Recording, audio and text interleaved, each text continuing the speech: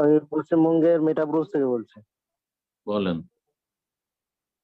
আমার প্রশ্ন হলো, যারা পরিমাণ যদি কারো ভিতরে অহংকার থাকে সে জান্নাতে যাবে না, আবার যারা পরিমাণ মানে এটার পরিবর্তে যেটা আছে, মানে সে মানে জাহান্নামে যাবে না যেটা আছে, মানে এই হুম, যাররা ইমান কিংবা থাকলে। সরিষা পরিমাণ, এটার অর্থ কি? হ্যাঁ, ইমান। এক্ষেত্রে অনেকজন কথা বলে যে আমরা তো মুসলিম, আমরা তো ভালো কাজ করি, কারণ তাদের অনেক রুকুন ঠিক নেই, ফরজ ঠিক নেই, পাঁচ ওয়াক্ত সালাত নেই, কিন্তু অন্যান্য ইবাদত আছে। সেক্ষেত্রে তারা এটার দলিল দেয়। এমনকি এই জি, জি। বিড়ালকে একজন জিনাকারিনী মহিলা বলেছিল যে পান করেছিল পানি, এটার দলিল দেয়। এক্ষেত্রে তাদেরকে আমরা কি বলে নস্যাৎ করতে পারি? এগুলো দলিল দেয় ওনারা। হুম, ঠিক আছে, বুঝেছি আপনার প্রশ্ন। হাদিসে রয়েছে যার অন্তরে যাররা পরিমাণ, অর্থাৎ সামান্য একটু সরিষার দানা পরিমাণ অথবা অনুপরিমাণ, যাররা মানে আসলে অনুপরিমাণ হয়, কিন্তু এটা পরের অর্থ, কিন্তু আসল অর্থ 1400 বছর আগে, সেটি ইবনে ওসাইম রাহিমাহুল্লাহ বলেছেন। যাররা মানে হচ্ছে ক্ষুদ্র পিপীলিকা। হ্যাঁ, যাররা মানে হচ্ছে ক্ষুদ্র পিপীলিকা। তো যাই হোক, ক্ষুদ্র পরিমাণ সামান্য যদি কারো অন্তরে অহংকার থাকে তো জান্নাতে যাবেন না। এর মানে এই না যে জান্নাতে কশ্চিন কালে যাবে না। এই যে কশ্চিন কালে বাড়িয়ে দেয় আমাদের দেশের কিছু লোকেরা, এরা চরমপন্থী। জান্নাতে যাবে না অথচ মুসলিম, আর তার মৌলিক, মুসলিম থাকার জন্য মৌলিক যে বৈশিষ্ট্যগুলি সেগুলি আছে, যেমন আকীদা তার ঠিক আছে, বড় শিরক কুফর নাই, ঈমান ভঙ্গকারী কোনো বিষয় নেই, 5 ওয়াক্ত সালাত আছে। জি, তাহলে তার মধ্যে যদি অহংকার থাকে তারপরে জাহান্নামে যাবে, মানে এটি তার শাস্তি, কিন্তু জাহান্নামে যাওয়া মানে স্থায়ী হয়ে যাবে এটা তো বলা হয়। তারপরে জাহান্নামে যাবে মানে এর মানে হচ্ছে যে সে প্রথমখানে দখুল আউয়ালি হবে না, মানে প্রথমখানে সবাই যে জান্নাতে যাবে জান্নাতীরা এই প্রথমখানে বাধাগ্রস্ত হয়ে যাবে, তাহলে জাহান্নামে গিয়ে তারপরে সেখান থেকে শাস্তি পেয়ে উঠে আসবে, এটা তার শাস্তি। তারপরে এই শাস্তির পানিশমেন্টের পরও পানিশমেন্ট মাফ হতে পারে, তারপরে যদি অন্য তার মুকাফফিরাত থাকে, সে গুনাহ মোচনের কোনো ব্যবস্থা থাকে, অথবা শেষখানে সে তওবা করে নিয়েছে, অহংকার ছিল কিন্তু তারপরে তওবা করে নিয়েছে, তো সমস্ত গুনাহ মাফ হয়তো সেটাও মাফ হবে। অহংকার ছিল ধরেন গতকালকে, আর তারপর আজকে তওবা করে নিয়েছে আর তওবা করে মারা গেছে, তো তো সে জান্নাতে যাবে? জান্নাত যাবে না? না, মোটেই না। তারপরে স্থায়ী নয়, অস্থায়ী। অস্থায়ী, এই বিষয়টি মনে রাখবেন। তারপরে আরেকটি যে বিষয়টা, মূল বিষয় জিজ্ঞেস করেছেন, যে কারো অন্তরে যদি সামান্য পরিমাণ ঈমান থাকে তাহলে সে জান্নাতে যাবে।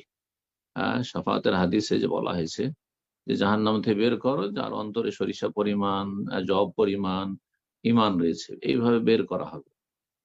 তো তার মানে আমরা যে মুসলিম, 5 ওয়াক্ত নামাজ থাক আর রোজা সিয়াম থাক আর কিছু থাক আর নাই থাক, কিছুই নেই হয়তো, শুধু মুসলিম, কিছু কিছু তো ভালো আমল করছি, মাঝে মাঝে বিড়ালকে খাওয়াচ্ছি, কুকুরকে খাওয়াচ্ছি, নাউজুবিল্লাহ। হ্যাঁ, এটা ইসলাম ধরে হইলো? জি, ইসলামের শিকড় আছে, সে শিকড়টা বুঝতে হবে, তারপরে কাণ্ড আছে, আর তারপর ডালপালা আছে, তারপরে আপনার পাতাগুলি আছে। একটা বিড়াল খাওয়ানো, একটা পাখি খাওয়ানো, একটা গোয়েন্দা কুকুরকে খাওয়ানো, একটা পশু পাখিকে খাওয়ানো, এগুলো হচ্ছে কি আপনার গাছের আপনার পাতা, গাছের পাতা। গাছের পাতা কি আর থাকবে যদি শিকড় না থাকে? কোনো গাছের জড় নেই, শিকড়ি নেই, কাণ্ড নেই, ডাল নেই, শুধু পাতা থাকবে নাকি? ওটি থাকবে। তো সহি বিশুদ্ধ আকীদা থাকতে হবে, যাতে করে আকীদায় ঈমান ভঙ্গকারী কোনো বিষয় না থাকে। তারপরে ওলামায়ে কেরামগণ বলেছেন, যারা বলছেন যে সালাত ত্যাগকারী, যে নামাজি বড় কাফের, আর এটি হচ্ছে সাহাবায়ে এজমা, তারা বলছেন যে সর্বনিম্ন ঈমান, সরিষা পরিমাণ ঈমানই হচ্ছে 5 ওয়াক্ত নামাজ পড়া। একজন মুসলিম যখন মুসলিম হয়, ধরেন একজন অমুসলিম কালিমা পড়ছে, কালিমা পড়ার পরে তাকে কোথায় নিয়ে যাবেন? প্রথম তাকে তো মসজিদে সালাতে নিয়ে যাবেন। প্রথম কাজ হচ্ছে 5 ওয়াক্ত সালাত পড়া। বুঝা গেছে? তো লা ইলাহা ইল্লাল্লাহর পরে, কালেমা তাইয়্যিবা শাহাদাতের পরে হচ্ছে 5 ওয়াক্ত সালাত। তো 5 ওয়াক্ত সালাত পড়াটাই হচ্ছে সর্বনিম্ন ঈমান। এটি হচ্ছে মৌলিক বিষয়। আর তারপর অন্য আমল যদি নাও থাকে তো জান্নাতে যাবে, কিন্তু জাহান্নামে জ্বলে যাবে। অনেক পাপ আছে, সুদখোর, ঘুষখোর, বেঈমান, আর হারাম খেয়েছে, অন্যায় কাজ করেছে, জুলুম অত্যাচার করেছে, জাহান্নামের শাস্তি পেয়ে তখন জান্নাতে যাবে, যেহেতু তার ঈমান ইসলাম ছিল। কিন্তু ঈমান ইসলামই নেই, ইসলামের শিকড় নেই, কাণ্ড নেই, হ্যাঁ, দু একটা ডাল আছে, আর তাতেই জান্নাত চলে যাবে, এত সহজ বিষয় নয়। এখন সংশয় হচ্ছে যে ওই যে একটা এক মহিলা বিড়ালকে বেঁধে রেখে খেতে দেয়নি, সেজন্য জাহান্নামে গেছে। জাহান্নামে গেছে মানে সে স্থায়ী জাহান্নামী নয়, যদি তার সলাৎ ঠিক থেকে থাকে। আহ, আগের উম্মতের ঘটনা এটি। তার নামাজ ঠিক থেকে থাকে, যদি নামাজ ফরজ হয়ে থাকে তাদের, আর তারপরে তার তৌহিদ ঠিক ছিল, তার আকীদা ঠিক ছিল, তাহলে সে অস্থায়ী জাহান্নামী। ওই হাদিসের মানে এনে যে স্থায়ী জাহান্নামী। তারপরে এক মহিলা, সে যে অসতী মহিলা ছিল, আর সে কুকুরকে পানি পান করে জান্নাতে গেছে, সেটি তার একটি বিশেষ ঘটনা। বিশেষ ঘটনা দিয়ে সে ব্যাপক হারে সবার উপর সেটা ফিট করে দাও, এটা ঠিক নয়। এটা ঠিক নয়, কারণ তার অবস্থা আল্লাহ বেশি জানছেন, যে সেই আমলটি যে করেছে, সেই আমলটি সে কি অন্তর নিয়ে করেছিল, কি অবস্থায় করেছিল।